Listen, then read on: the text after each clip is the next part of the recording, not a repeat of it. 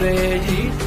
સાળંગપુરે ઈ હવથી રે હવાયો હનુમાન દાદો હાજરા હજુ